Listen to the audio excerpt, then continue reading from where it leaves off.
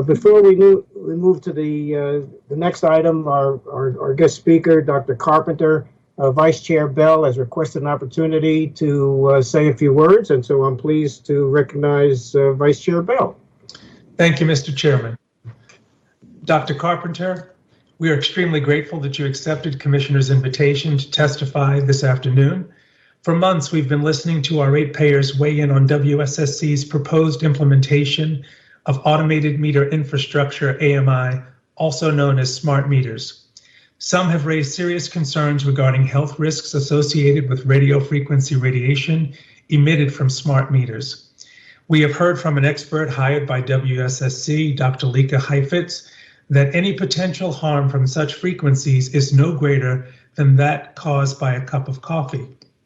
However, we understand that there is another side of this debate, and that's why you're here today.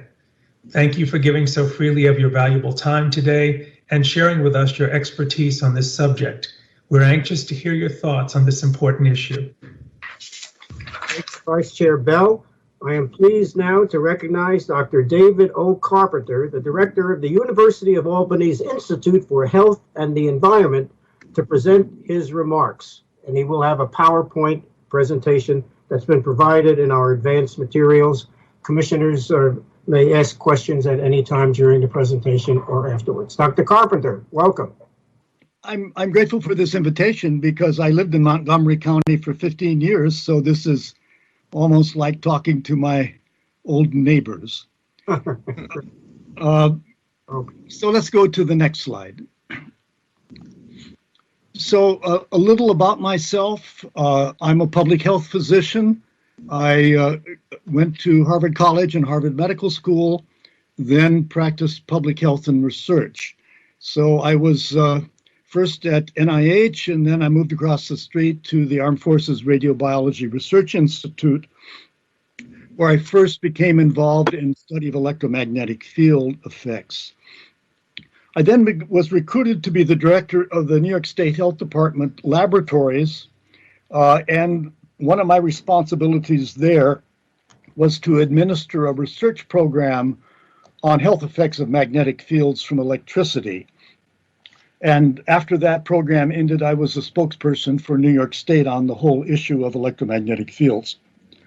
I then moved to the university, became the dean of the School of Public Health, and then finally stepped down from that to my present position as director of the Institute for Health and the Environment, which is a collaborating center of the World Health Organization. And the next slide, please.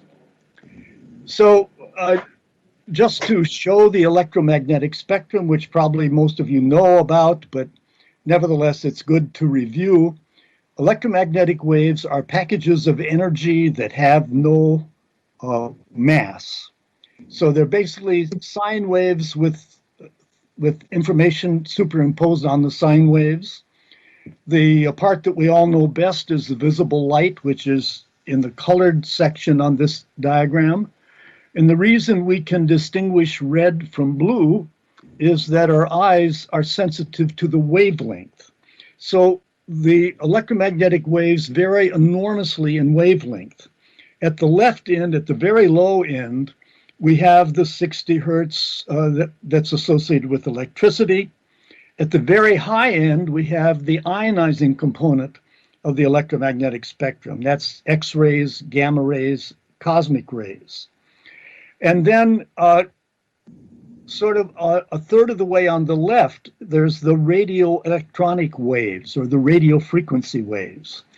These are the frequencies that are used for radio, for television, for Wi-Fi, for smart meters, for radar. And then slightly above that in the gigahertz range, this is the 5G range that we're moving to.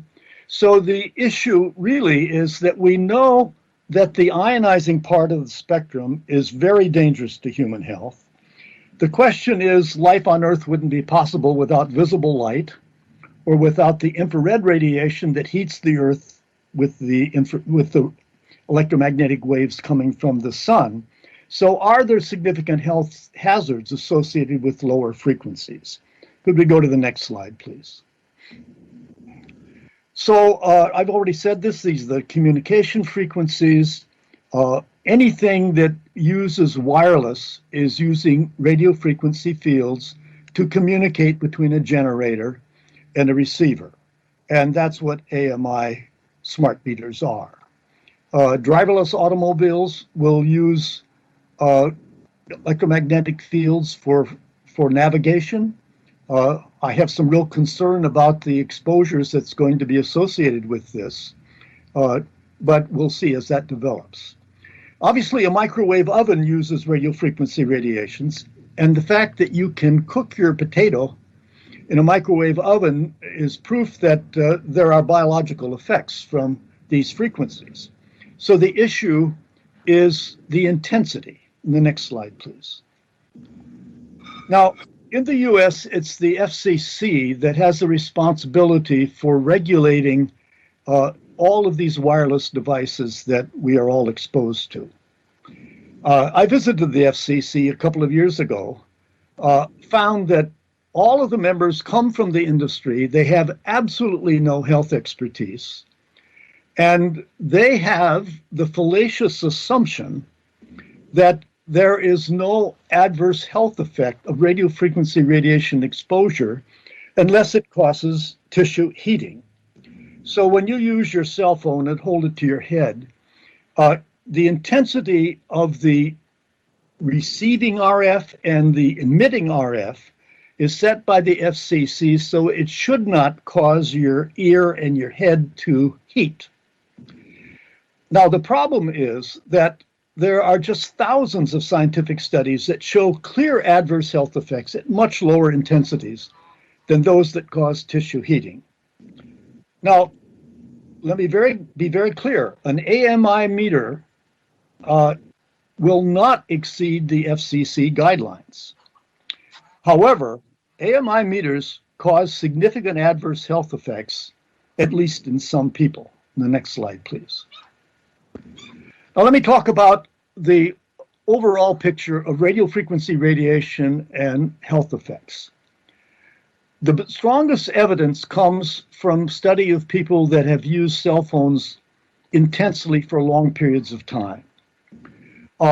There is just, in my judgment, overwhelming evidence that the risk of developing brain tumors, especially gliomas and glioblastomas, on the side of the head where a person normally uses their cell phone, that evidence is very strong.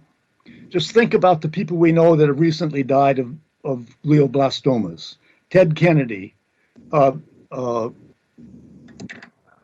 Biden, John McCain, numerous others. Now, I don't know that all these people use their cell phones a lot, but I wouldn't be a bit surprised if they did. There is another tumor, it's not really a cancer, that's well documented to result in people that use cell phones a lot, and that's called an acoustic neuroma.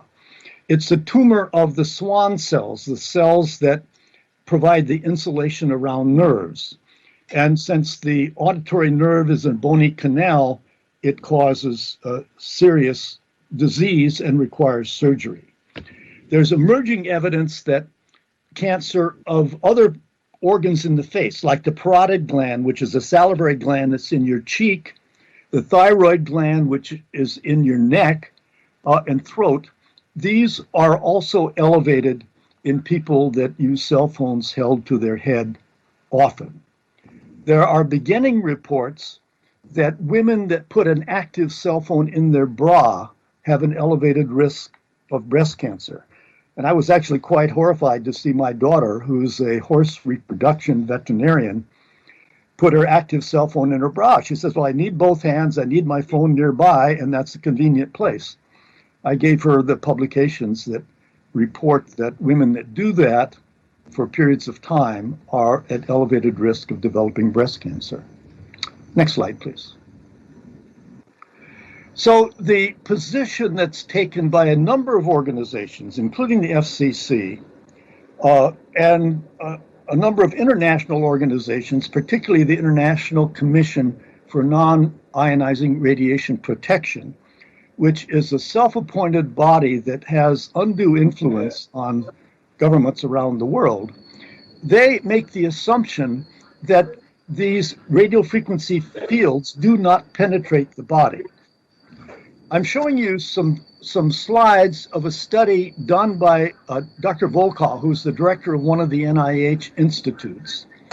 And what she was able to do, and I've actually done this when I was working in Bethesda, there's a form of glucose. Glucose is the energy form that the brain uses, unlike some of the other organs in the body. There's a form of glucose that can't be metabolized, so it can accumulate when the neurons are metabolically active. So on the right, you have a person that has a cell phone held to their head, but the cell phone is turned off. On the left, the cell phone is held to the head. It's turned on, but it's muted, so there's no sound.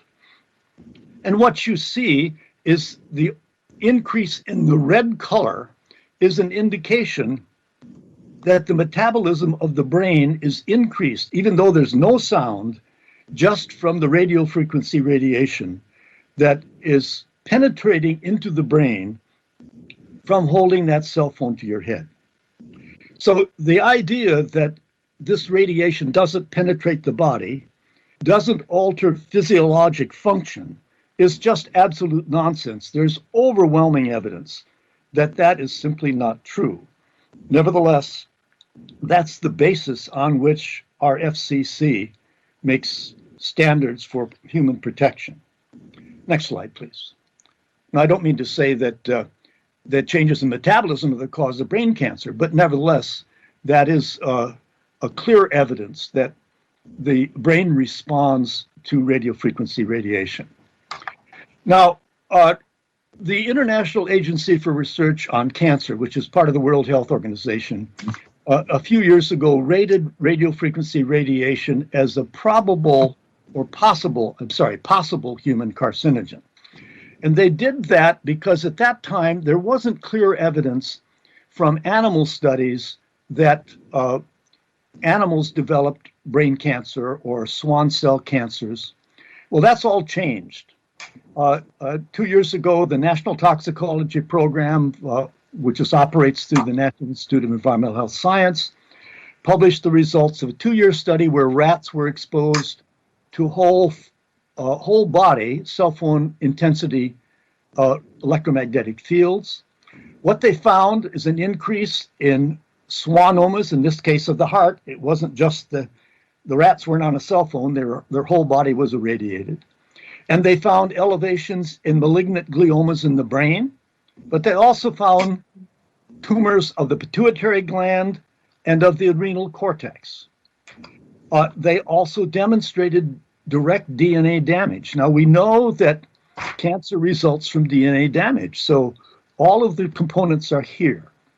A year later, the Ramazzini Institute in Italy did a similar study, but they modeled the intensity of the radiofrequency radiation to be like that you would get if you lived near a cell tower. This is less than 1/10 the intensity that was used in the National Toxicology Program, and they found exactly the same results. Increases in swan cell tumors, increases in gliomas in the brain, even at that lower exposure. Next slide, please. Now, there are other effects. I don't have the time to go in them in great detail.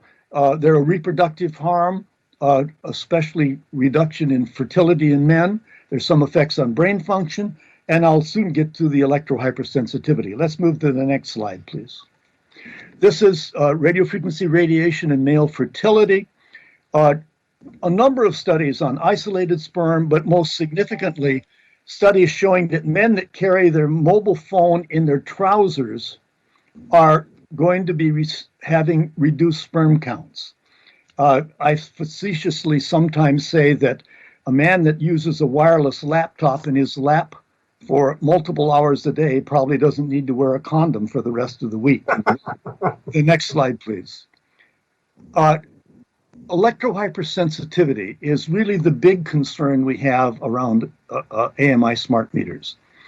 This is a syndrome called idiopathic environmental intolerance, or sometimes it's called a medically unexplained symptoms.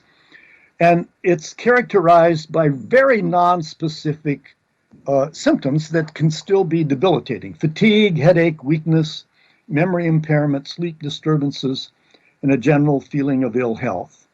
And it often coexists with some of these other syndromes like chronic fatigue, multiple chemical sensitivity. I've studied Gulf War illness, actually study that was done in Annapolis. So these disorders have only recently been really accepted by the medical profession as being real diseases. In the past, because the symptoms are so nonspecific, physicians would usually refer people that have these symptoms to a psychiatrist. But they're very real. Next slide, please. This has actually been around for a long time. The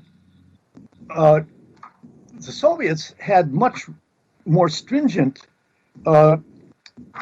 regulations than we have in the West. And then the next slide, back in the good old Cold War days, the Soviets irradiated the U.S. Embassy in Moscow with microwaves. And this got everybody very upset because everybody thought that they must know something we didn't. Congress ordered an immediate study to see if there was elevations in cancer, and they didn't find any, which is not surprising, since cancer has a long latency.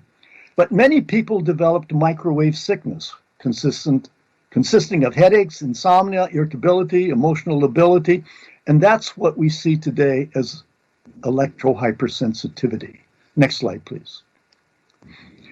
Now, I've been involved in a number of studies. I actually reviewed old studies of U.S. service personnel that were unintentionally exposed to excessive radar.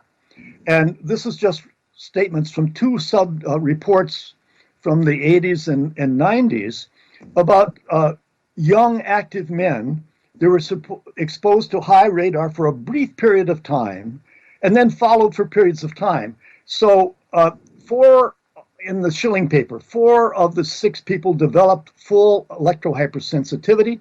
They had no improvement over 3 to 4 years of follow-up, and headache, loss of stamina, malaise, and lassitude were their major symptoms.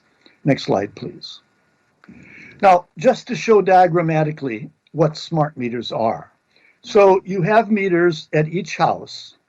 They generate a radio frequency signal that goes to a central utility pole, collects information from the neighborhood, that goes to a repeater tower, and ultimately goes to the utility. And so the utility can monitor, in this case, water usage, or for an electric meter, it's electricity usage, without having to have someone go around and read the meter. Next slide. Now, I have a colleague in California who is an unusual person because he has a PhD in physics and an MD degree as well. His name is Carl Merrick. And he took these readings from smart meters.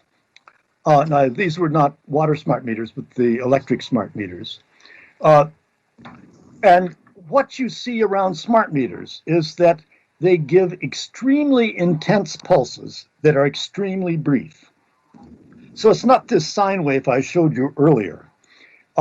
In this case, there were 12,000 pulses per day, and this is measurements 4 feet from the smart meter. The next slide shows, again, some meters that Carl took. This is a smart meter 8 feet away from the meter. That's relevant to the discussion you just had about where these meters are placed relative to homes and also the sidewalk. One of the questions I got in advance was how far away from these meters do you have to be not to be affected by the signal? I think these signals do fall off quite rapidly with distance, no question about that. But this is at 8 feet on the left, and you see significant intensities.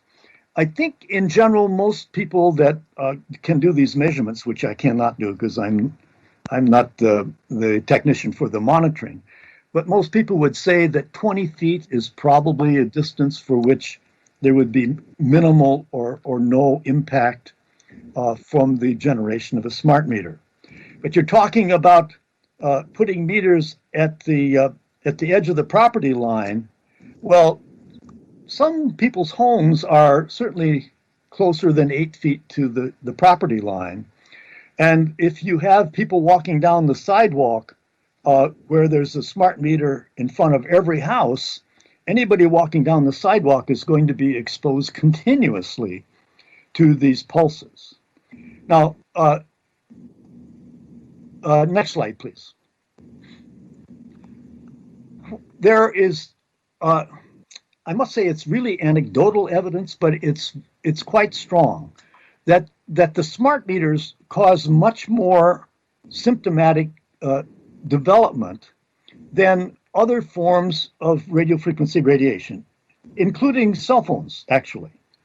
What we think is the reason is these very brief but extremely intense pulses. So, as I said, this is not a sine wave. What you have on the right side is the analog signal. It goes up and down. But what you have from a smart meter is very, very intense, but very, very brief pulses, 1,000 microwatts per square meter.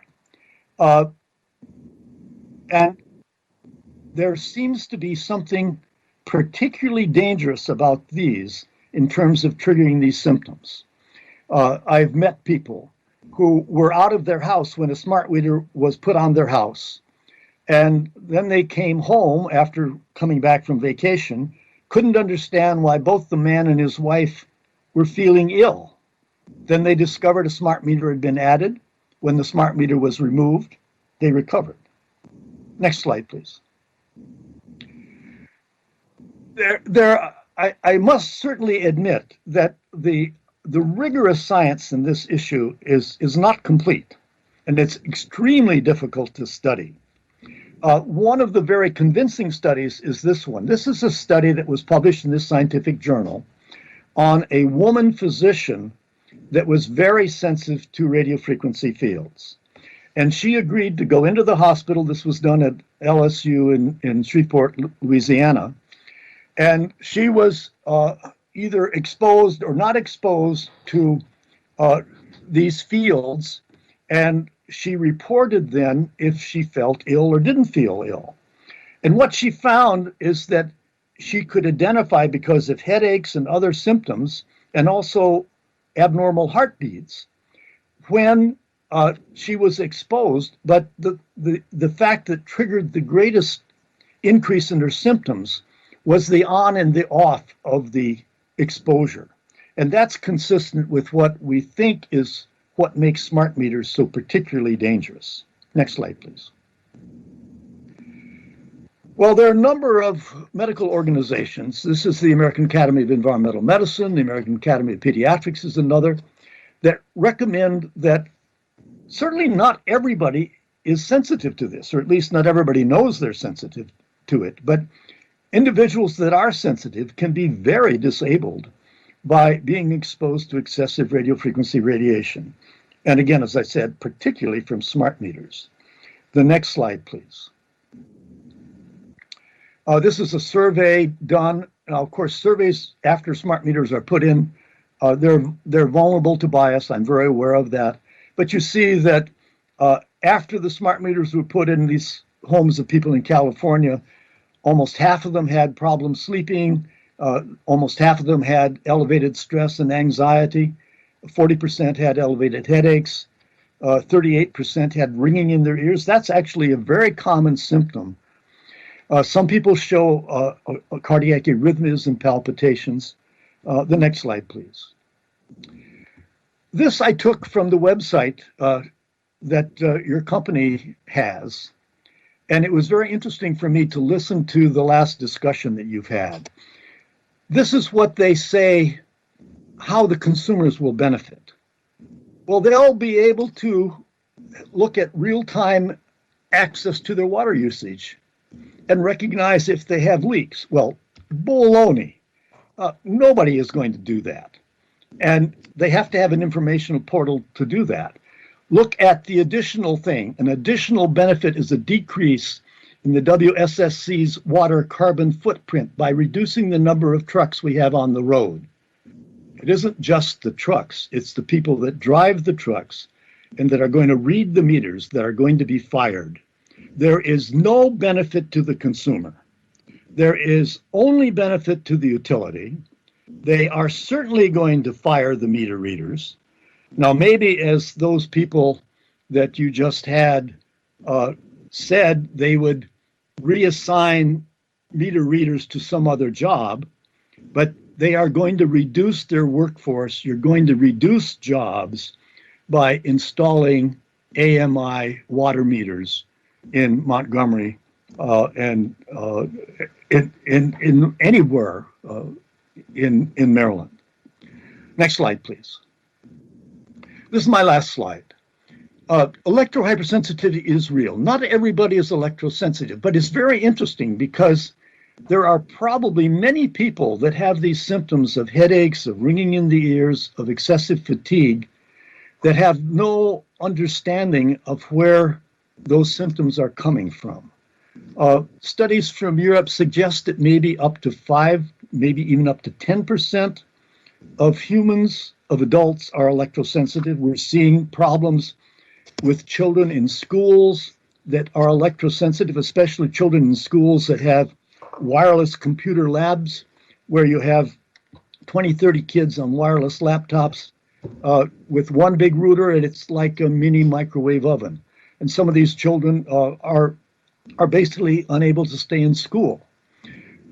There's something about the smart meters signals that makes them particularly provocative. And it's almost certainly the rapid rise and fall, but much more work needs to be done to understand that. The point is, the old digital readers did not generate any electromagnetic fields. You did have to have someone come around and read the meters. Although I'm old enough, so I remember when I was young, we read our own meters. You filled out a postcard and you mailed in the electricity usage to your utility. There's no reason you couldn't do the same thing with water. So the putting in an AMI smart meter for water use does not benefit the consumer. It benefits the utility. They can reduce their employees and their trucks, but it is likely to cause severe incapacitation in a certain percentage of the population. By no means all of the population. Unfortunately, I'm not electrosensitive. But some of these people, like those military people I spoke to you about, once they become electrosensitive, they remain electrosensitive for their life, or at least for many, many years. So many of these electrosensitive people can't use a cell phone. They can't stand to be around a cell tower. They often can't go into a Starbucks or a McDonald's where there's strong Wi-Fi. So they should be protected. Now, I would really question the wisdom of implementing AMI meters in these counties in general, but at very least, there should be an opt-out option. I do not think that allowing the utilities to put the AMI meters at the property line is acceptable at all. That means everybody walking down the sidewalk, whether they're electrosensitive or not, is going to be exposed to these signals. So I'll stop there and be happy to answer your questions insofar as I can. Thank you very much. Thank you, Dr. Carpenter. Any comments or questions from commissioners? Yes, Mr. Chairman, Dr. Carpenter, thank you so much for your testimony. I just want to make a few things clear for our listening audience. Dr. Carpenter, were you compensated in any way by us for your testimony here today? No, I was not. Okay. And Dr. Carpenter, do you currently live in either Prince George's County or Montgomery County? No, I do not. I lived in Montgomery County for 15 years, but I left and moved to New York in 1980, so it's a long time ago. Okay, and so we can understand what your real interest is here. Could you tell us why you accepted our invitation to appear here today? Well, I'm a public health physician. You know, public health is it's the part of medicine that tries to prevent disease. And I feel it's my responsibility as a public health person to act on issues that they may still be controversial. There may be a lot of things that are not known, all the T's aren't crossed, the I's are not all dotted. And this is one of those issues. And I certainly don't pretend to say that that everything I said is documented to 100%.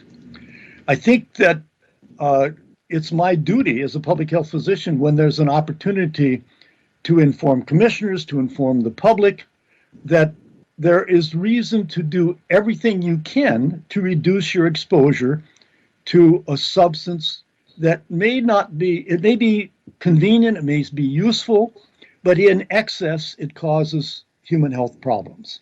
And that's why I accepted this invitation. This is not my major research. My major research is studies of chemicals in human disease. But I was assigned this topic when I first came to New York in the Department of Health. Once you get involved in a controversial subject like this, you always get called on to talk about it. I've never received compensation except travel compensation for issues that I do on this subject. But I feel that it is important and that everybody should be informed about it. So, Dr. Carpenter, we're told that we have cell phones, we have microwave ovens, we have any number of things in our lives that may be sources of radio frequency radiation. Do we know, or has anyone taken a look at the cumulative effect of being exposed to all of these sources in our daily lives all at once? Well, that's a very good question. And the short answer is no, because it's almost impossible to measure all of our exposures. Now, the studies that have been done sort of on cell phones, they are looking only at people that hold a cell phone to their head and try to extrapolate how many hours they did that for many years. Obviously, they're exposed to many other things. They're exposed to Wi-Fi, they're exposed to smart meters, they're exposed to GPS. GPS is all electromagnetic fields. So when you can demonstrate that there's an elevation in disease, when you can only identify one small part of our total exposure, you can be absolutely certain that you're totally underestimating the magnitude of the risk. Now, for people that use cell phones, we think the risk of developing these brain cancers is something like 3- or 4-fold greater than someone that doesn't use a cell phone. Now, brain cancer is relatively rare. It's just a tragic cancer when it happens. But we are not able to, in those same people, determine how often, whether they have Wi-Fi in their house, whether they spend a lot of time in places with Wi-Fi, where they have smart meters.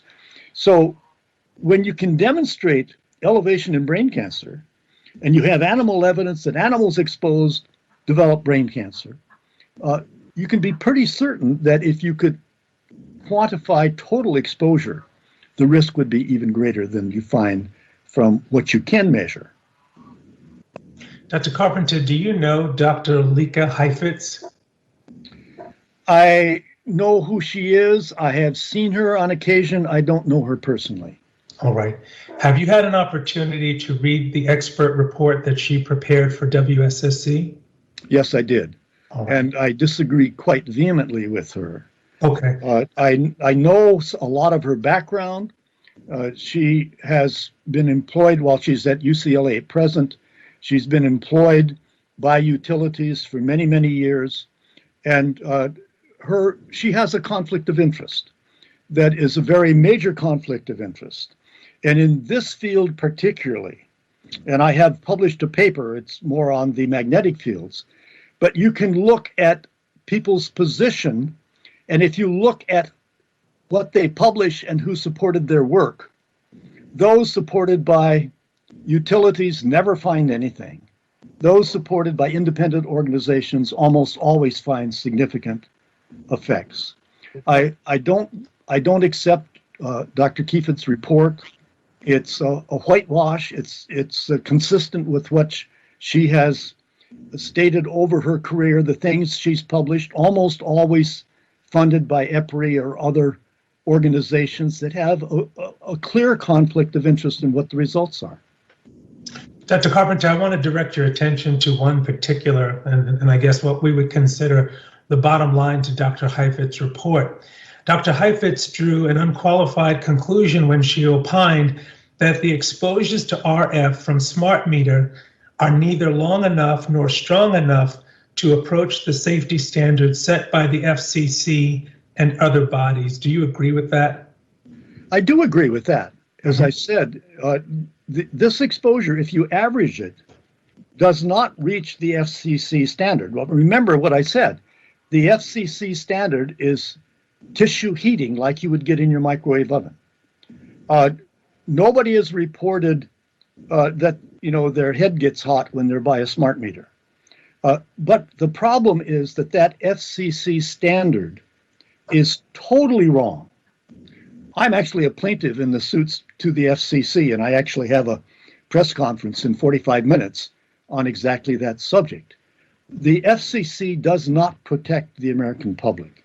They ignore the evidence that is overwhelming, including the evidence done by our own government, like the National Toxicology Program. And the problem is those FCC standards do not protect against the kinds of health effects that we see people suffering from exposure to smart meters. Thank you, Dr. Carpenter.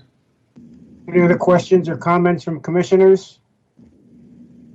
Just a comment. I think, Mr. Thompson? yeah, so thank you, Dr. Carpenter, for the presentation. And thank you, commissioners, for allowing Dr. Carpenter to come and make his presentation. I think we all think that it's really important to have all sides of a particular issue as we're really deliberating on this very important topic. And it's just very helpful for informing us so that we can make some really important and lifelong decisions here. And I just really appreciate the thoroughness with which the presentation was made, but I do appreciate the opportunity to hear all sides of a particular issue before a decision is made. I just think that's really important, and especially a policy-making determination. So thank you very much for your presentation. Well, thank you for your comment. Thank you. Amen to that. Any other questions or comments from commissioners? I too just want to echo my colleagues' comments. Sure. Thank you for coming and presenting this information to us. It's we always need, as my colleague said, both sides of the story, and you've certainly given us a lot of food for thought with this. So again, thank you. Thank you.